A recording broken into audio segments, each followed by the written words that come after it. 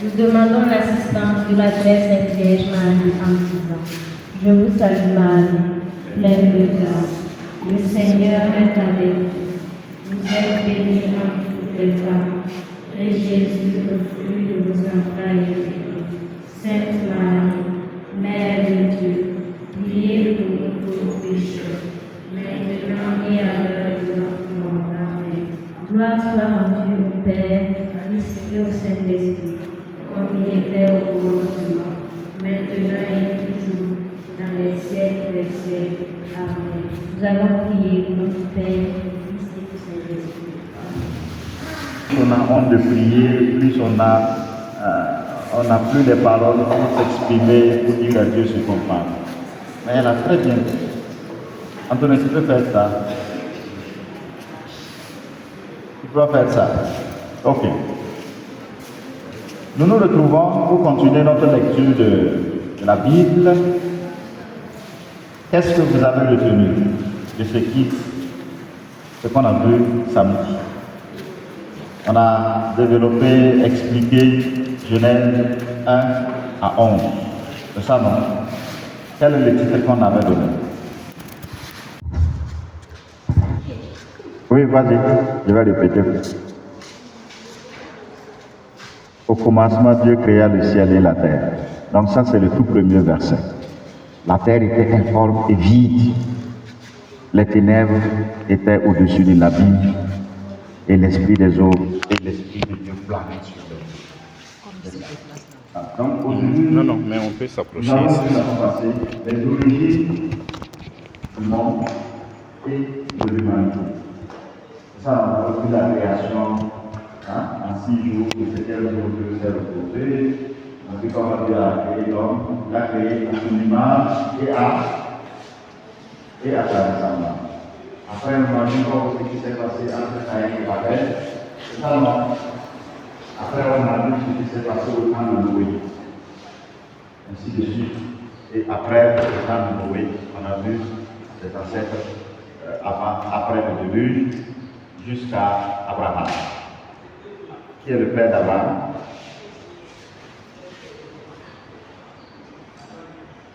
C'est? Oui. Terah, bravo. Terah est le père d'Abraham. Aujourd'hui, ce que nous allons voir, c'est à partir d'Abraham. Donc, à partir du chapitre 12 et suivant. Vous avez lu jusqu'à quel chapitre? 27. 30. Hein? 37. Bravo. Oui. Vous avez lu jusqu'à quel chapitre? Oui, quel chapitre? Vous avez lu jusqu'à quel chapitre? Oui, votre groupe. 27. 37. Ok, chacun va dire, qu'est-ce que vous avez retenu? Qu'est-ce que vous avez retenu?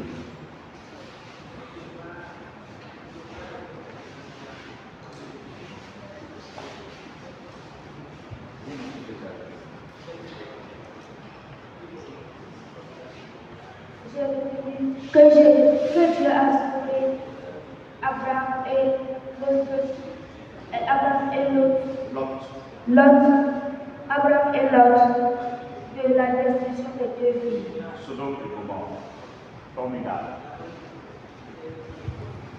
Mon voisin voulait parler. C'était la même chose. Non, mon ami Antonin. Bon. J'ai retenu que Dieu a réalisé sa promesse en donnant à Abraham un fils. En donnant à Abraham un fils. Quel est le nom de ce fils? Son fils s'appelle Isaac. Isaac. Oui. Un troisième pion. Oui, mes amis. Qu'est-ce que vous avez retenu?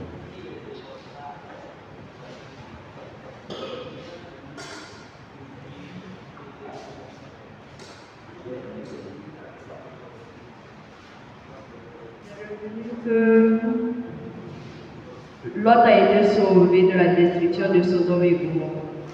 a été sauvé de la destruction de Sodome et Gomorrhe. Quelqu'un avait déjà dit ça. Quelque chose de nouveau. De nouveau. Attention. Oui.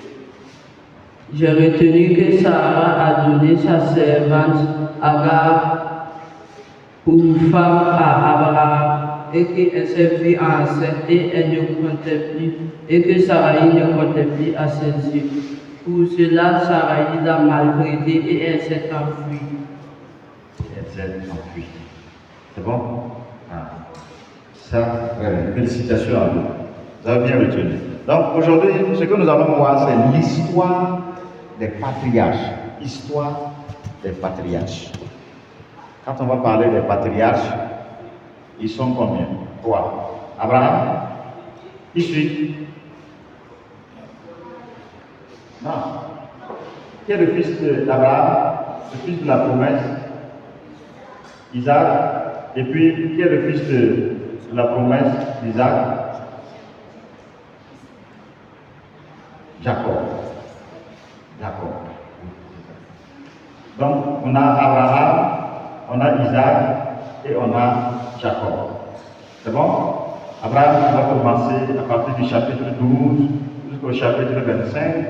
Et à partir du chapitre 25 jusqu'au chapitre 37, là, bon, il y aura un mélange entre Abraham, Jacob et ainsi de suite. Et cela va donner les 12 fils de Jacob. Et parmi les 12 fils, celui aussi qui va se faire remarquer dans tout le lot, c'est Joseph. Hein, ce que nous n'allons pas voir durant ce cas, qu'on pourra continuer aussi après. C'est bon? Voilà. Qui est Abraham? Dans le chapitre 12. Le chapitre nous dit que Abraham vient de Our en Chaldée. C'est ça? Qu'est-ce que Dieu lui a dit? Qu'est-ce que Dieu lui a dit? Il y en a qui n'ont pas encore parlé, qui veulent parler. Qu'est-ce que Dieu lui a dit? Dieu a dit à Abraham de quitter son pays, sa parenté et la maison de leur père pour le pays que je t'indiquerai. Pour le pays que je t'indiquerai. Et qu'est-ce que Abraham a fait? Abraham a obéi. Il a obéi, il a quitté, il est parti. Ok. Abraham qui est parti. Et qu'est-ce que Dieu promet à Abraham si effectivement il accepte quitter son pays, sa parenté, sa maison? Qu'est-ce que Dieu a promis à Abraham? Oui? Un fils. Un fils. Un fils. Mais avant de lui promettre un fils, c'est quoi? Avant de lui promettre un fils.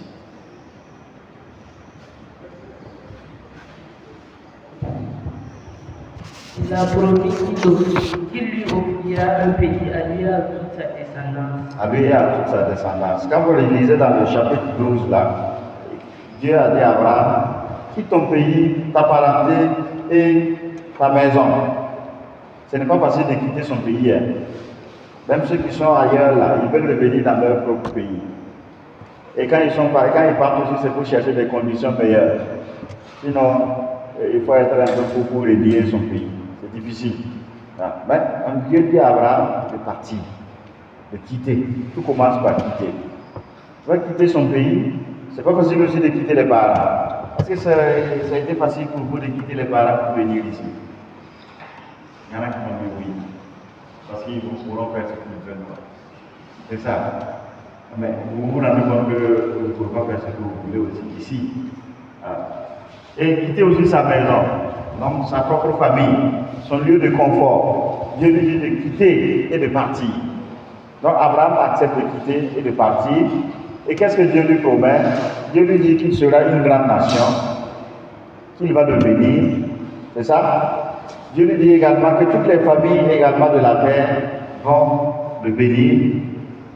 Il aura un nom glorieux. Un nom glorieux. C'est ça, non?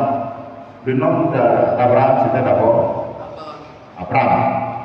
Abraham. C'est ça? Voilà. Et la signification du nom Abraham, là, c'est le père d'une multitude. Le père d'une multitude. Parce qu'en hébreu, Abba, c'est père, et Am, c'est peuple, nation, multitude. Donc, il sera le père d'une multitude de personnes. Je vous donne aussi le sens de Isaac. Isaac, là, il a ri. Il a ri, le verbe rire. Il a ri. Ça vous rappelle quoi? Quand Sarah a dit, quand on a dit qu'elle allait tomber enceinte. Voilà. Oui, ça vous rappelle quand Sarah a ri, quand Dieu et les anges ont dit, le personnage mystérieux ont dit à Abraham, l'année prochaine, à cette période-là, ton fils, voilà, et ta femme va porter la grossesse, une grossesse. Voilà. Et Jacob, quel champion va trouver le sang? Il y a un Jacques ici, il n'y a pas de Jacques, il n'y a pas de Jacob. Jacob aussi, ça veut dire le boiteux, le courageux ou le boiteux. Vous avez lu jusqu'au chapitre 32, non? Abraham a lu jusqu'au chapitre 32, mais il y en a qui ont lu jusqu'au chapitre 37. Dans le chapitre 32, là, vous voyez que Jacob va lutter avec un ange. C'est ça? Il a lutté avec quelqu'un. Oui. Il a lutté avec Dieu. Et qu'est-ce que Dieu a fait? Puisque Dieu a vu que Jacob résistait, qu'est-ce que Dieu a fait? Oui. Ah, il a démonté sa côte. C'est ça, non? C'est ce qu'il y a en Afrique. Ah, il a changé son nom. Oui, mais avant de changer son nom là, il l'a déboîté. On dit qu'il a démis sa hanche. Démis sa hanche. Donc il est devenu comme boiteux, parce qu'il était courageux pour lutter contre Dieu. Dieu a démis et il est devenu boiteux. Donc ça veut dire qu'il boite un peu. C'est ça aussi le sens de son nom. Courageux, mais boiteux. C'est la même chose, c'est le même nom que Jacques. Il y a quelqu'un qui porte le nom Jacques ici. Jacques Jacob, c'est la même chose. Voilà. Donc, c'est très bien. Donc, on continue notre parcours avec Abraham. Mais Dieu a choisi Abraham. On reviendra après sur les différents thèmes qu'on peut retrouver dans ce que vous avez lu là. Il a choisi Abraham. Mais Abraham commence à rencontrer des difficultés. C'est ça, non? Qu'est-ce qu'Abraham a rencontré comme difficulté? Il va séjourner, il y aura une famine. Comme c'est la famine, non? Il n'y aura pas, la saison ne va pas donner beaucoup de fruits, il n'y aura pas beaucoup de récoltes, il n'y a pas à manger. Et quand il y a la famine, les gens se déplacent pour aller là où on peut trouver à manger. C'est ainsi qu'Abraham va se retrouver où? En Égypte.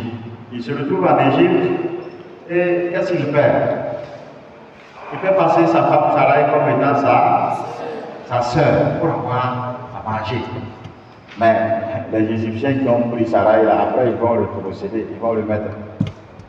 Vous voyez ici, deux leçons. La première, c'est parce qu'Abraham a été choisi par Dieu qu'il ne va pas rencontrer des difficultés aussi dans sa vie. C'est parce que vous êtes devenu chrétien que vous n'allez pas rencontrer des difficultés dans votre vie. C'est parce que, également il faut comprendre, c'est parce que vous êtes dans des difficultés, que vous allez rencontrer un problème un jour, que Dieu n'est pas avec vous. Il est toujours avec vous. Ça c'est bon de retenir ça. Et deuxièmement aussi de savoir que Dieu, il protège. Protège. Quand on est avec Dieu là, quoi qu'il arrive, on sort toujours victorieux. C'est ce que Abraham a vécu aussi avec sa femme Sarah quand ils sont allés en Égypte, quand on a pris sa femme. Ils l'ont laissé. Donc, Abraham, après la famine, donc, ils reviennent à Canaan riche, mais il y a un conflit entre Abraham et son neveu. Le nom de son neveu? Oui? Lot. Le nom de son neveu, c'est Lot. Ne dites pas Lot, c'est pas Lot. Dites toujours Lot, comme s'il y avait un accent circonflexe sur le O et E à la fin. Donc, son neveu Lot. Et qu'est-ce qu'ils vont faire? Quand il y aura le conflit avec son neveu là, Lot, qu'est-ce qu'ils vont faire? Ils vont se séparer. Ils vont se séparer. Mais ils restent toujours des frères, ils se connaissent toujours, c'est ça non? Voilà, ils restent toujours de la même famille, puisque c'est son neveu, ils vont se séparer. Et également, dans cela aussi, Dieu va continuer à bénir et Abraham et aussi Lot. Parce qu'ils vont faire l'agriculture, ça sera très prospère, ils vont élever, Dieu va bénir également aussi tout. Voilà, ainsi de suite, ainsi de suite. Voilà. Jusqu'à Dieu va choisir maintenant de conclure une alliance avec Abraham. Le chapitre 15, non, le livre de la Genèse que vous avez lu. Qu'est-ce que Dieu a dit à Abraham de faire? Dans le chapitre 15. Dieu n'a pas dit à Abraham de tuer des animaux. Oui? Dieu a dit à Abraham de tuer son fils. Non, pas d'abord son fils, avant son fils. Il avait dit de tuer des animaux et de les écarteler en deux, non? Hein? Et Dieu a fait, Abraham est tombé dans un sommeil mystérieux, dans un sommeil profond. Et à ce moment-là, Dieu, comme un souffle, il est passé au milieu des bêtes tuées. Ça, c'est l'alliance que Dieu a conclue avec Abraham. Donc, l'alliance qu'il a conclue avec Abraham, il dit à Abraham, oh, je serai là pour toi, toi tu seras là pour moi. On se comprend, non? Donc, ce que Dieu promet toujours là, il sera toujours là avec nous. Et son nom c'est Dieu avec nous. C'est ça aussi le sens de Emmanuel. Emmanuel, Dieu avec nous. Il sera toujours là avec nous. Il a conclu donc une alliance avec Abraham. Vous vous rappelez quel était le signe de l'alliance que Dieu a conclu avec Noé? Oui. L'arc-en-ciel. Ici encore, il conclut une alliance avec Abraham, une première alliance où Dieu est passé. Dieu en passant, il dit aussi, c'est comme s'il disait à Abraham, le jour où je vais trahir cette alliance-là, que je sois divisé comme ces animaux qui étaient divisés et je suis passé au milieu. C'est ainsi que Dieu a dit à Abraham, comme s'il disait à Abraham, voilà l'alliance que je conclue avec vous. Mais comme Dieu est fidèle, il ne va jamais trahir l'homme. Dieu ne trahit pas. Il reste toujours fidèle à l'homme. Et ainsi de suite. Voilà. Abraham a cru en Dieu et Dieu estima qu'il était juste. Et dans cette alliance que Dieu a conclue avec Abraham, Dieu a dit à Abraham, ta descendance sera aussi nombreuse que les étoiles dans le ciel. Quelqu'un peut lire Genèse 15, 5 à 6. Oui? Vous n'avez pas ouvert vos livres, vous avez lu. Vous avez rangé. Hein? Quand on voit des gens qui vont aimer la Bible, on sait.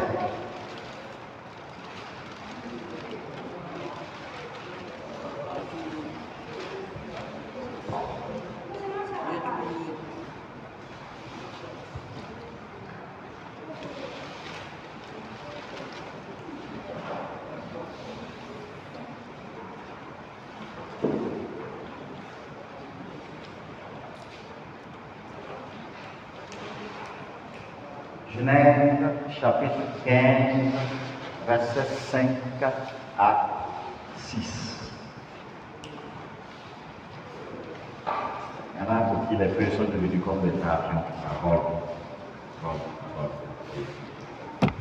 Oui, qui n'a pas encore parlé? Oui, derrière? Oui, vas-y. Lis ce qui est écrit là-bas.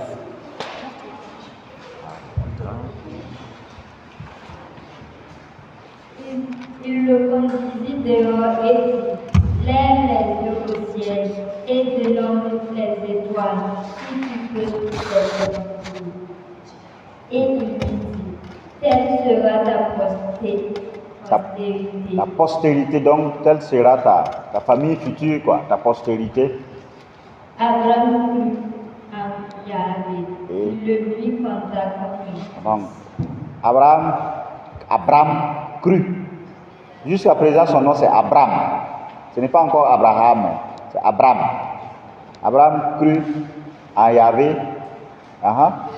Et Dieu estima qu'il était juste.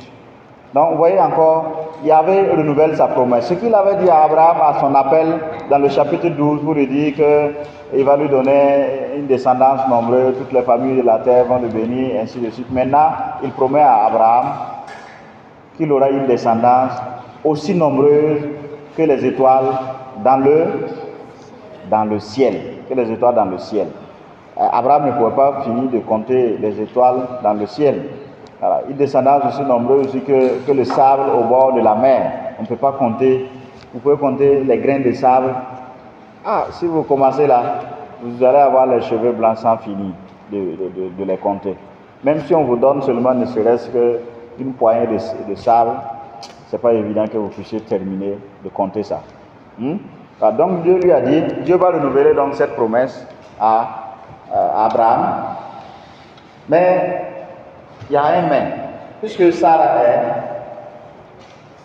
était stérile. Stérile, c'est quoi? Elle Elle ne peut pas avoir d'enfant. Elle ne peut pas avoir d'enfant, c'est ça stérile. Oui, c'est bien ça. Donc Sarah est stérile et Sarah était avancée en âge, donc elle ne pouvait pas avoir d'enfant. Vous voyez que ça encore, je vous ai dit au départ, c'est parce que Dieu rappelle qu'il n'y aura pas de problème. C'est parce qu'on devient chrétien qu'il n'y aura pas de problème. Mais l'essentiel, c'est de toujours garder confiance en Dieu, parce que Dieu, il accomplit toujours ses promesses. Ce qu'il a promis là, il réalise toujours. Bon, mais Sarah qui n'y croyait plus trop, qu'est-ce que Sarah a fait? Oui. Qu'est-ce que Sarah va faire? Sarah, Il va? oui. Oui, avant de rire, qu'est-ce que Sarah a fait? Sarah a désespéré, non? Dans son désespoir, qu'est-ce qu'elle a? Elle a dit à sa servante. Qu'est-ce qu'elle a dit à sa servante? Oui, derrière.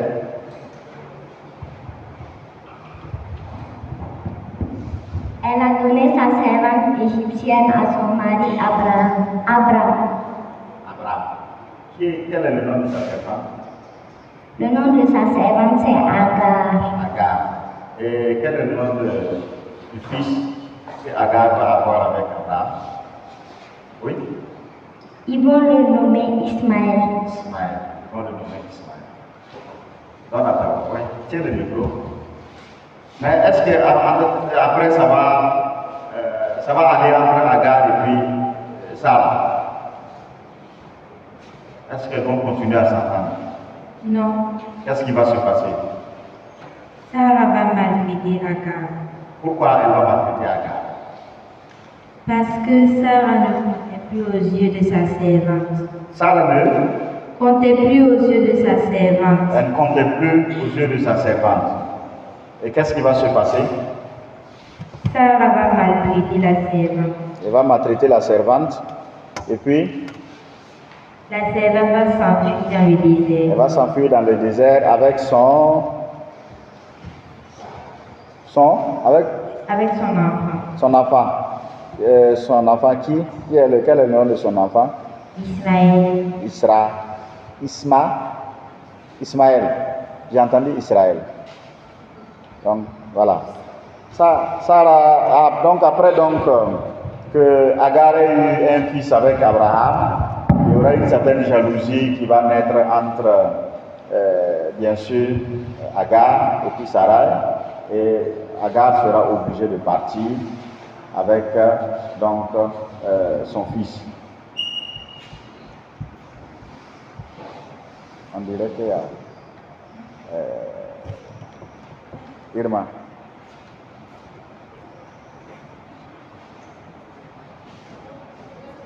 C'est quoi? Vous l'avez provoqué ou quoi?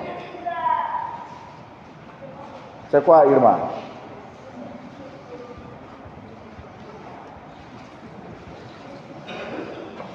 Qu'est-ce que vous regardez? On ne sait pas qu'il y a quelque chose. Oh. Ok, ça va aller, on continue.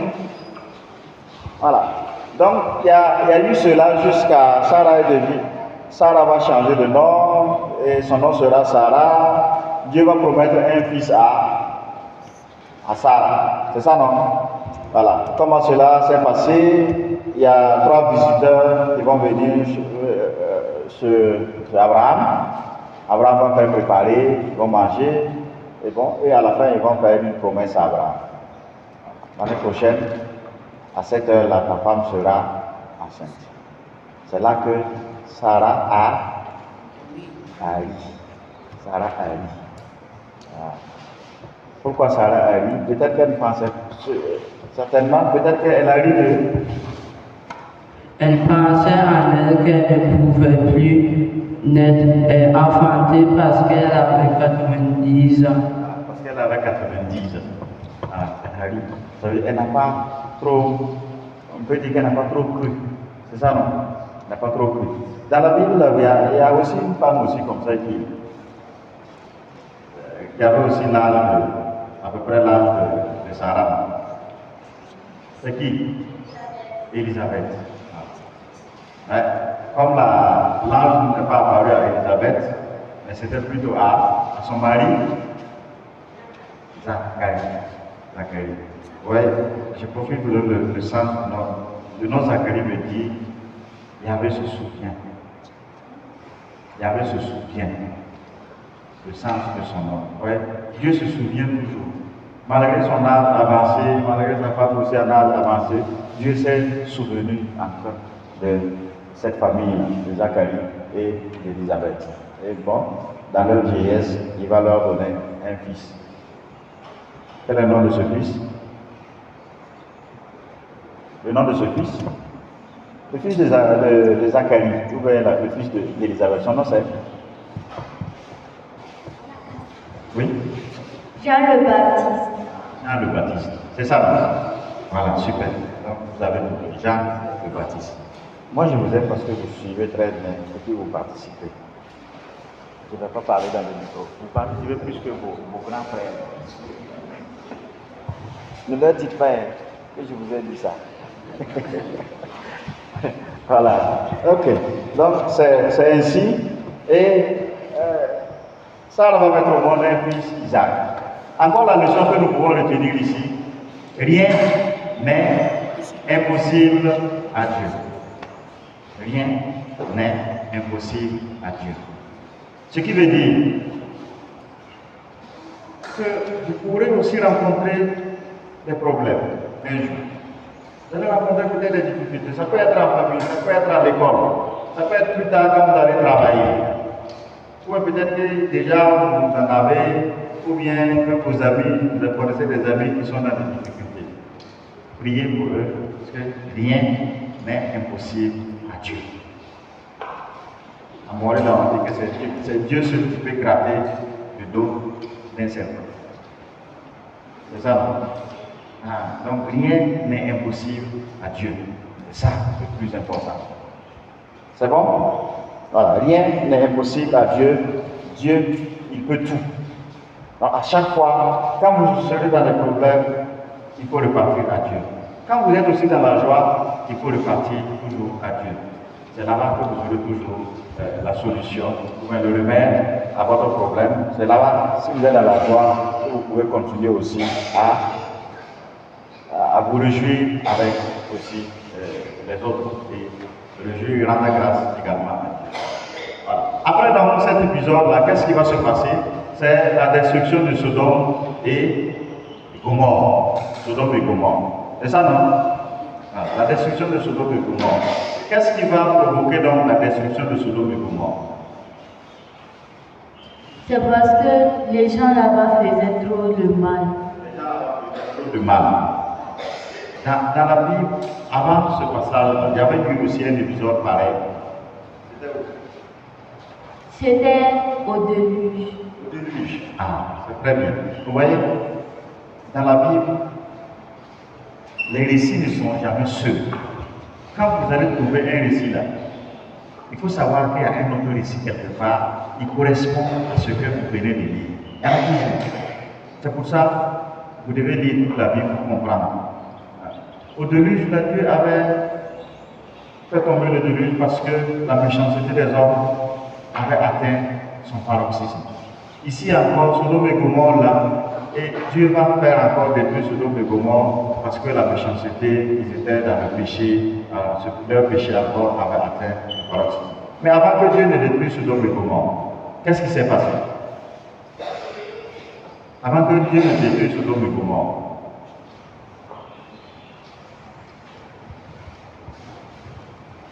Il a envoyé des anges pour aider Lot et sa famille à quitter la ville. aider Lot et sa famille à quitter la ville. Mais avant d'aider Lot et sa famille à quitter la ville, qu'est-ce qui s'est passé? Oui, vas-y. Abraham a négocié. Abraham a négocié. Abraham a commencé par dire, mon Seigneur, s'il y a 50 justes, est-ce que je vais détruire, est-ce que vous allez détruire Sodome et Gomorrhe? Et son Seigneur a dit quoi? Qui ne va pas détruire S'il y a 50. Après, Abraham a mentionné encore, mais s'il y a 45, est-ce que vraiment tu vas détruire? Oui. Pour 45 justes, ainsi de suite. Après, il a dit 40. Non, ainsi de suite. Oui, il a dit, si je trouve ça là, je ne vais pas les détruire. Je ne vais pas les détruire. Et ce que Abraham s'est limité à combien? Il s'est limité à 10. Bon, il aurait fallu dire, est-ce que s'il y a un seul juste là qui va détruire en fait Sodome et Gomorrhe? Est-ce que s'il y a un seul juste qui va détruire Sodome et Gomorrhe? Parce que Dieu allait être déjà dans la Bible. Au moins, il y a un juste dans la Bible. Et Dieu lui-même ne va pas détruire. Donc ça a été comme ça. Et bon, comme le Seigneur il avait d'abord trouvé 10 justes, il a seulement sauvé Lot et sa famille.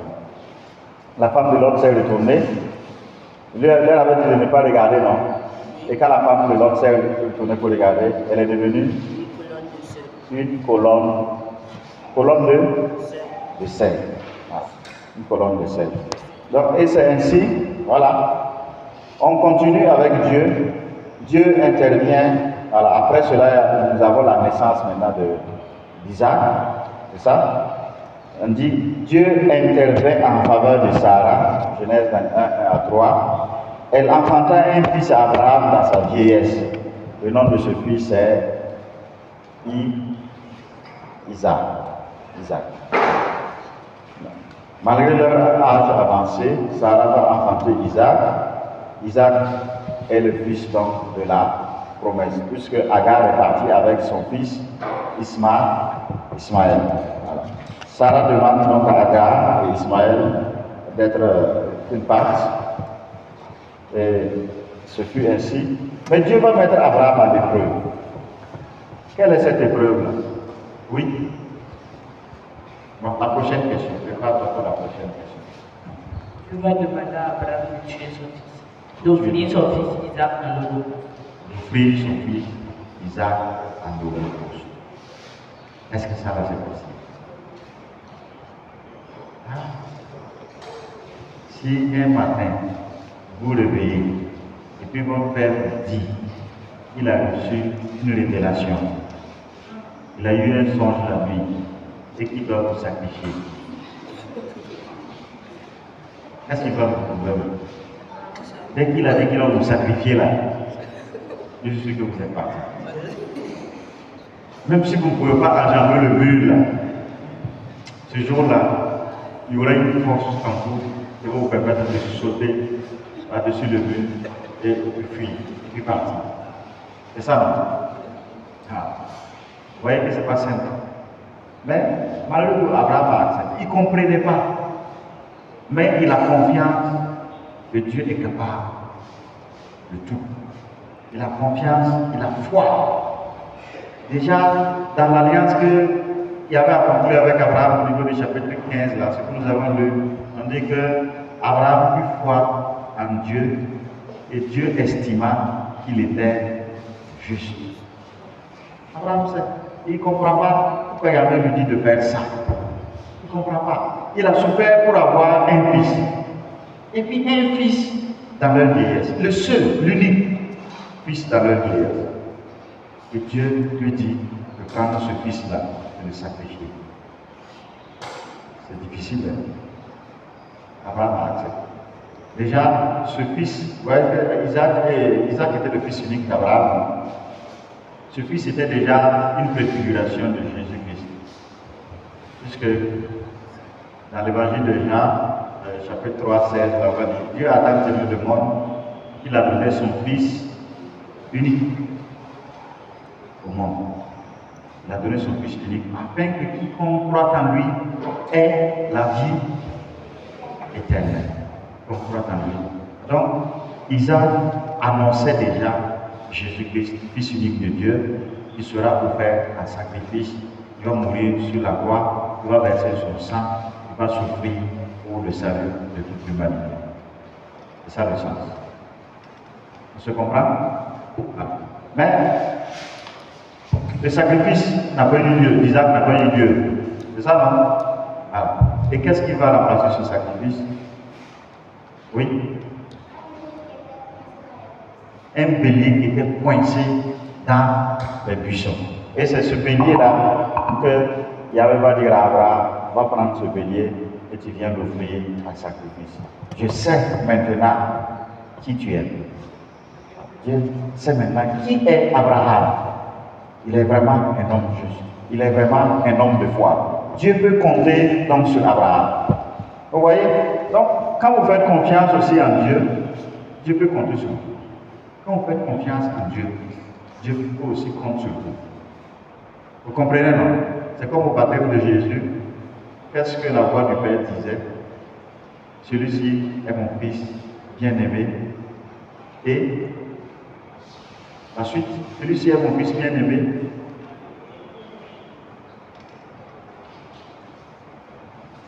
Oui.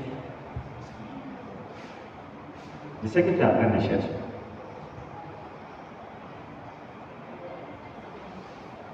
La suite de la phrase. Celui-ci est mon fils bien-aimé. Ça commence par E. Écoutez-le. Écoutez-le. Ouais. Quand vous avez confiance en Dieu, Dieu aussi a confiance en vous. Donc il dit, celui-ci là, c'est mon fils bien-aimé, écoutez-le. C'est la même chose que Dieu a dit aussi pour chacun d'entre vous.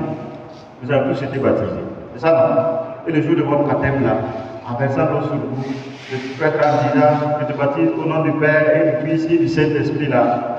Là, c'est la voix du Père aussi qui parle. Il dit, celui-ci est mon fils bien-aimé. Toi, tu es mon fils bien-aimé. Écoutez-le. Ouais, Dieu a confiance en l'homme. Voilà pourquoi déjà, il l'a créé à son image et à sa ressemblance. À son image et à sa ressemblance. Dieu a confiance en l'homme. Non? Et aussi confiance en Dieu. Confiance en Dieu, comme Abraham qui a eu confiance également en Dieu. Dieu a mis Abraham à l'épreuve, de lui dit d'offrir son fils. Abraham, même s'il ne comprend pas, il obéit. Et voilà que Dieu arrête le geste à la dernière minute. Quand Abraham a levé le bras avec le couteau pour égorger, certainement que du fond de lui-même, il pleurait. Et là, ne coule pas l'extérieur, mais du fond de lui-même, là, quelque chose s'est passé. C'est comme si vous me dites, Seigneur, tu vas me faire ça. Dieu dit oui. Mais à la dernière minute, Dieu le retient. Il dit non, laisse Isaac. Va prendre le bélier et viens te sacrifier. Voyez non? Quand Dieu t'appelle là, il n'en est rien en toi. Il te donne tout. Il te donne tout. Quand vous choisissez Dieu, il va toujours vous donner tout. Tout là. La preuve suprême de tout qu'il a donné là, c'est son fils qu'il a accepté de nous donner. Ah.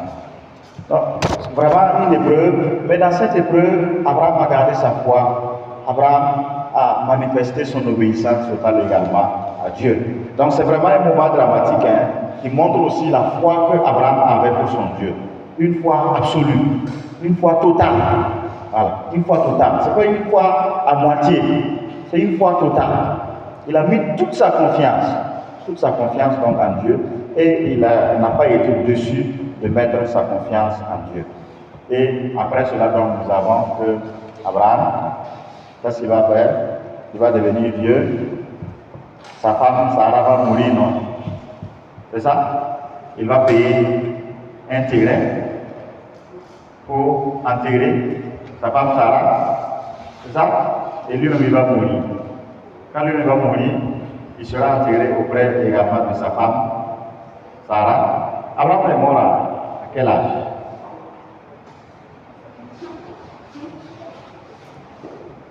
Ça ou 86. 180, 100 ou bien peut-être 99. Quelqu'un d'autre a une autre, un autre chiffre?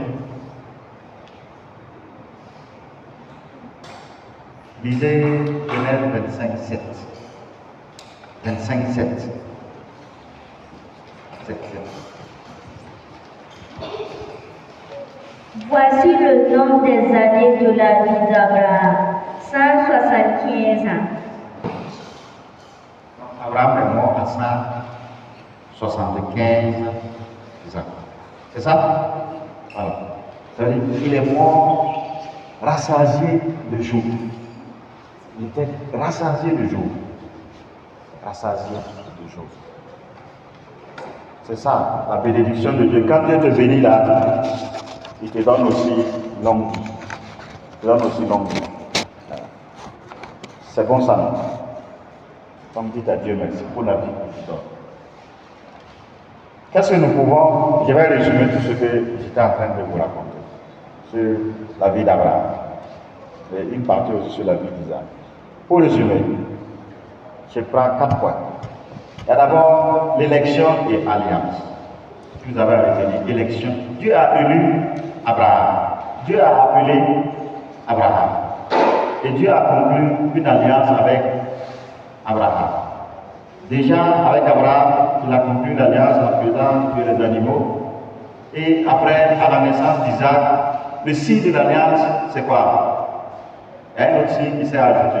Avec Noé, c'était l'arc-en-ciel, non? Et d'abord, avec Abraham, c'était les animaux, les passés. Et à la naissance d'Isaac, c'était, avant la naissance d'Isaac, c'est circoncis son enfant à 8 jours. Ah, la circoncision qui est maintenant le signe de l'alliance. Pour nous chrétiens, qu'est-ce qui est le signe de l'alliance? Oui? Ah, très bien. Le baptême remplace maintenant la circoncision. Le baptême nous fait appartenir à la famille de Dieu qui est la famille de Dieu d'abord sur la terre. Oui, la famille de Dieu c'est sur la terre et au ciel. L'église terrestre, l'église en pèlerinage, puisque notre patrie céleste, notre patrie définitive, là, c'est le ciel. C'est ça, non? Donc le baptême nous fait appartenir donc à cette famille. Autrefois, c'était la circoncision qui faisait partie, qui nous intégrait dans l'alliance. Maintenant, avec nous sommes maintenant le nouvel Israël. Le nouvel Israël, le nouveau peuple de Dieu, et c'est le baptême qui nous intègre maintenant dans l'alliance avec Dieu. C'est bon? Donc j'ai parlé d'élection et j'ai parlé aussi d'alliance. Je parle aussi de providence divine. Dieu guide les événements de l'histoire. C'est Dieu qui agit. C'est Dieu qui agit. Ce qui demande à l'homme là, c'est une confiance totale en lui pour qu'il puisse agir.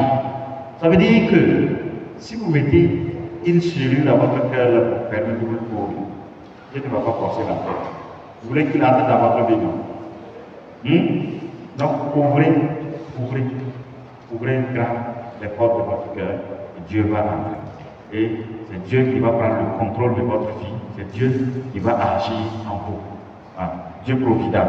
Il est le maître de l'histoire, il sera aussi le maître de votre vie pour vous guider. Également, la foi et l'obéissance. Abraham est un homme de foi. Abraham est un homme aussi obéissant. C'est ça, c'est ce qu'il nous demande aussi.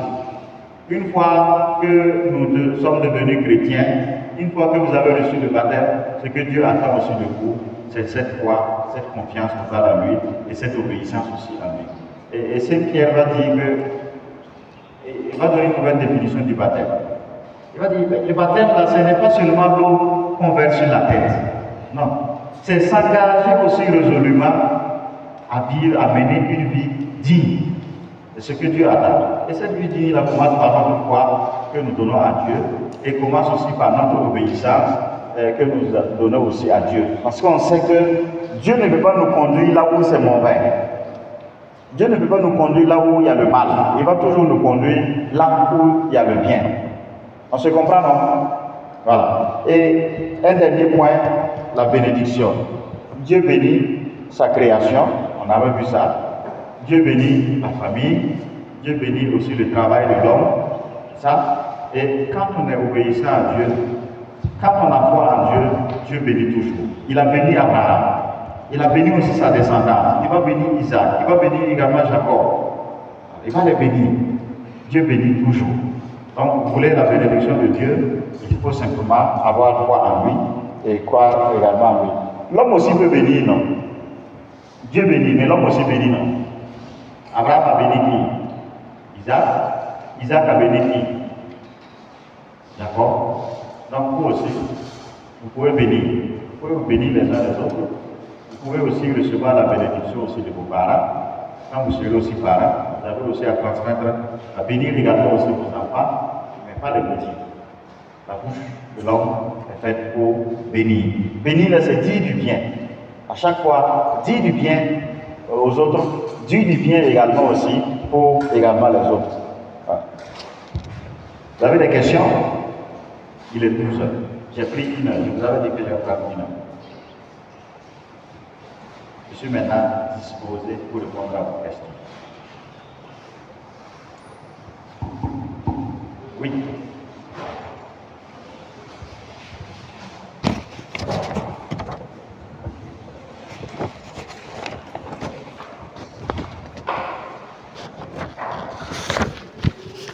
À quel âge Marie a-t-elle accouché Jésus? Question.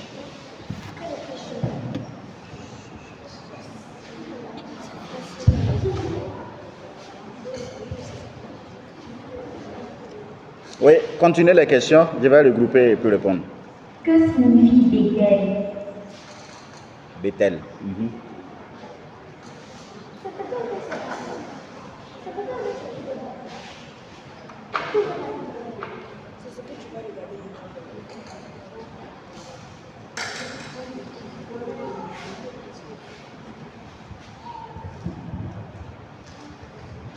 Après le déluge, Dieu a dit qu'il ne détruirait plus la terre, mais il a détruit la terre de Gomorrhe et Sodome. Quoi?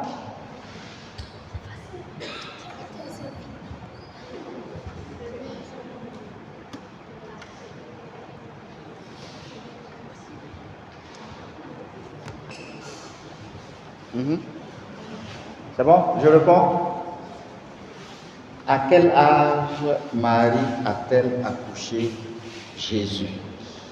Une question. Vous savez, dans la mentalité des Juifs, dans leur us et coutume, ils se mariaient jeunes, souvent à partir de l'âge de 14 ans. Aujourd'hui, je dis bien dans leur mentalité. Ce n'est pas dans notre mentalité. Sinon, vous allez prier. À 16 ans, à 18 ans, ils se marient à cet âge. Si vous prenez même le droit de l'Église, la fille à partir de 16 ans peut se marier et l'homme à partir de 18 ans peut se marier. Mais le droit aussi dit que chaque pays doit se conformer à la législation de son pays. Ce qui fait qu'au Burkina, pour se marier, il faut avoir combien d'années? 18 ans. Oui. Ça, c'est ce que la loi prévoit. Et comme chaque pays aussi est libre, bon, ici au Burkina, on dit pour se marier à l'église, il faut avoir, pour que les garçons aient 20 ans et la fille au moins 18 ans. Vous comprenez? Voilà. Donc, dans la mentalité des Juifs, ils se mariaient plus jeunes. Donc, on pense que Marie a mis au monde Jésus autour de 18 ans par là. Ou de 18 ans. Ou bien, si vous voulez descendre plus bas, entre 16 et 18 ans. On se comprend?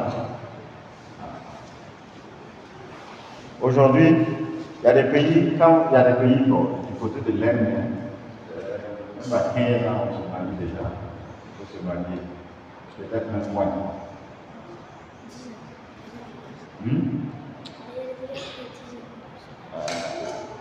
je vais peut-être faire le nom. Il y a des individus on se marie plus jeunes. 14 ans, 15 ans, on se donne déjà, on peut déjà te donner en mariage. Et que signifie Bethel? Beth en hébreu ça veut dire maison. Le L ça veut dire Dieu. Donc Bethel veut dire maison de Dieu. Bethel. Le L c'est Dieu, le Beth là c'est maison. C'est comme Bethléem. Beth c'est maison. Le Hem c'est le pain. Pain, nourriture. Donc la maison du pain. Voilà pourquoi Jésus est né à Bethléem et il est né encore dans une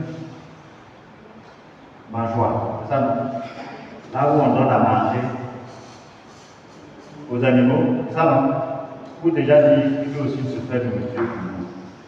Il va dire plus tard, quand tu vas grandir, il mange ma chair et boit mon sang à la vie éternelle.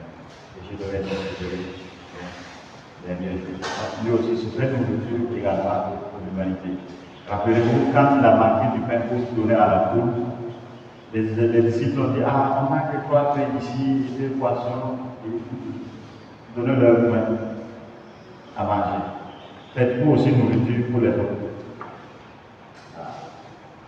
C'est bon? L'autre question c'est, après le déluge, effectivement, Dieu avait juré qu'il ne va plus jamais détruire la terre. C'est ça, non? Au déluge, qu'est-ce que Dieu a fait? Il a détruit toute la terre, sauf seulement ceux qui étaient dans l'arche. Sauf seulement ceux qui étaient dans l'arche. Qui sont ceux qui étaient dans l'arche? Noé, ses fils, Noé, sa femme, ses fils, et puis ses femmes de ses fils, ses belles-filles, et ainsi de suite, leurs enfants, et une espèce de chaque animal. C'est ça, non? Là, il avait détruit tout le reste et laissé seulement cette petite partie. Il a dit qu'il ne va plus jamais le faire. Et pour marquer cela, le signe de l'alliance était l'arc-en-ciel. Mais pour Sodome et Gomorrhe, ce n'est plus toute la terre qui détruit, mais une partie. On se comprend, non? Avant là, il avait détruit tout et puis il a laissé seulement Noé et puis sa famille. On se comprend? Maintenant là, ce n'est plus toute la terre, mais une partie. Une partie seulement. C'est bon? Donc ce n'est plus toute la terre. Quand vous avez grandi, vous verrez, il y a des changements. Lisez Ézéchiel 18, 2. Ézéchiel 18, 2. Non, ce n'est pas la Genèse là vous allez trouver ça. Ce n'est pas les papiers de Genèse là qu'il y a ça. Ézéchiel 18, 2.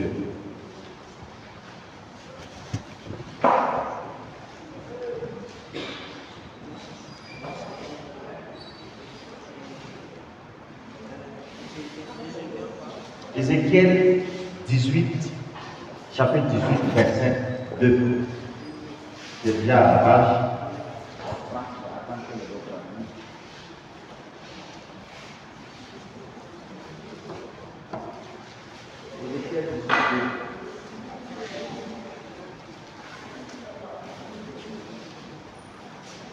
Ézéchiel 18, 2. Lis. Car Dieu a répété ce dicton sur la terre d'Israël. Les pères ont mangé du raisin vert et les dents des fils ont été agacées. La suite. Par la vie, oracle du Seigneur Dieu, vous ne répétez plus ce dicton en Israël. Lis le verset 20. Oui.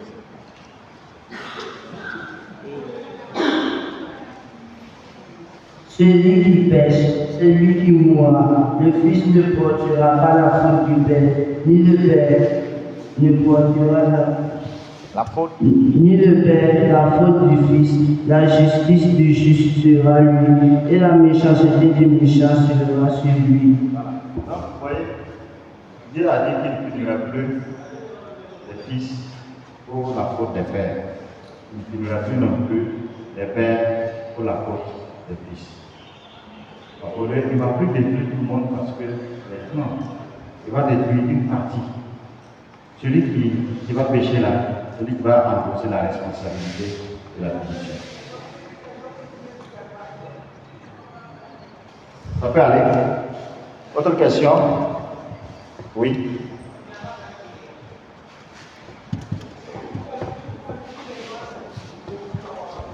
On prend une dernière. Oui. Attends. Quand il va finir? Attends. Elle va finir. Si elle va Elle finit, L'autre.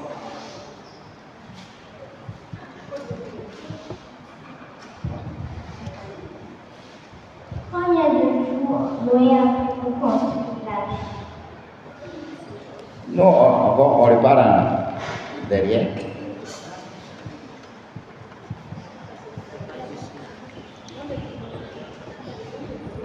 Micro.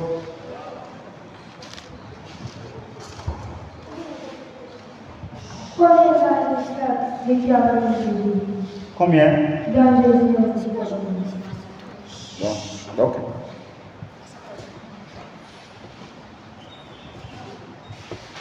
Est-ce que l'autre, il y a un sens? Je ne crois pas. Faut que je vois. Pardon, je vais vérifier que. C'est pas 40? 40 jours, non? Il faut construire l'arche là. Oui, ce fils. Excusez-moi.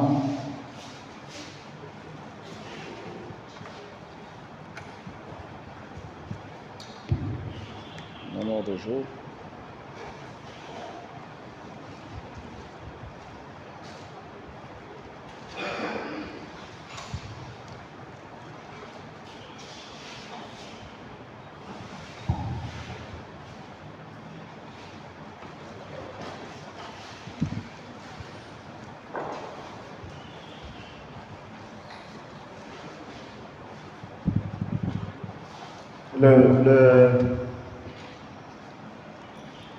Le livre de la Genèse ne précise pas le nombre de jours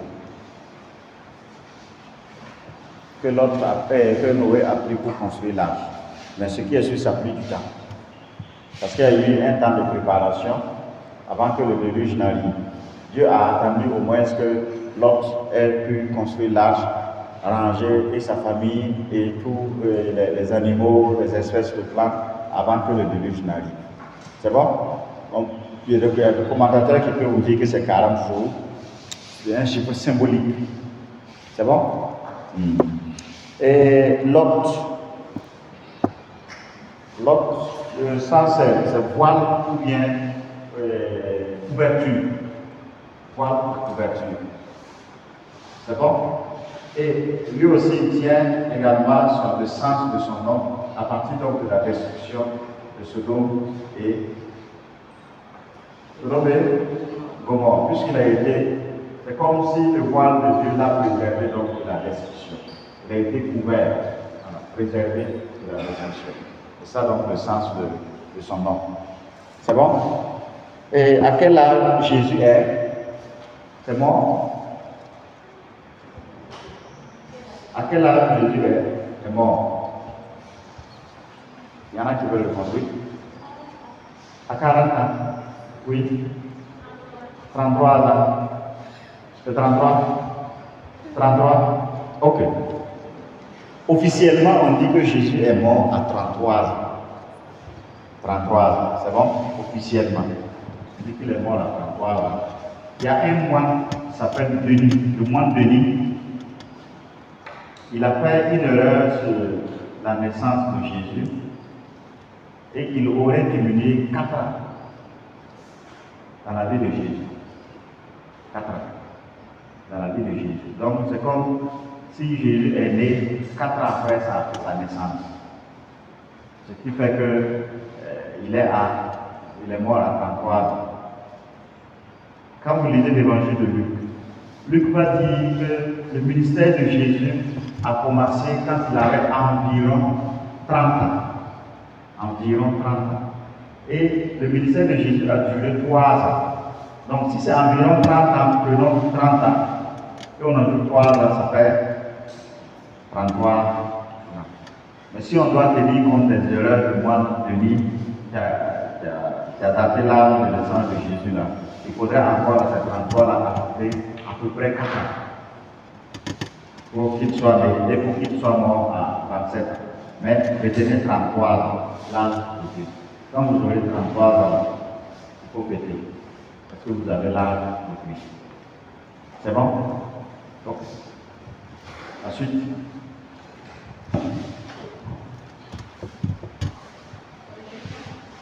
S'il y en a une seule question, une dernière question, et vous allez vous reposer. S'il n'y en a pas aussi, on va rendre grâce à Dieu. Bravo à vous. Vous êtes bien, vous suivez très bien, vous prêtez attention à tout. Et que vous avez lu là aussi, vous retenez ça très bien. Grandissez donc avec cette mentalité. C'est bon? On peut se lever et prier.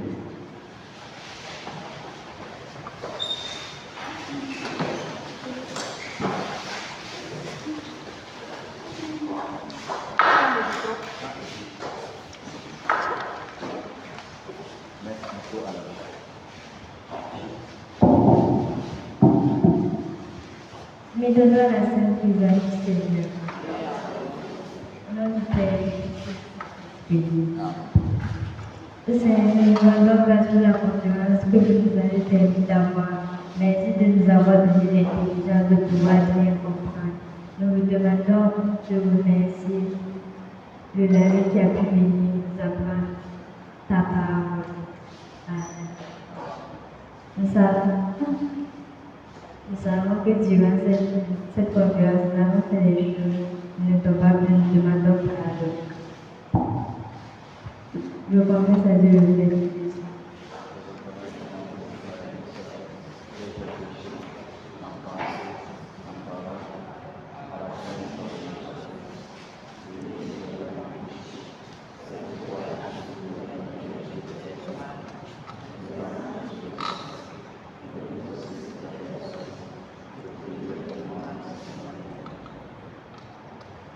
Seigneur, prends pitié de nous.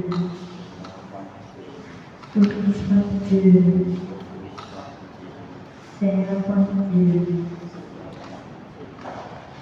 Gloire au Père, au Fils et au Saint-Esprit.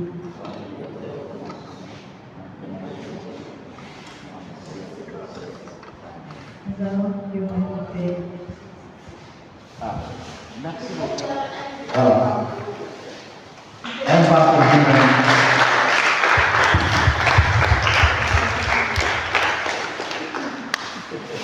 Merci. Donc,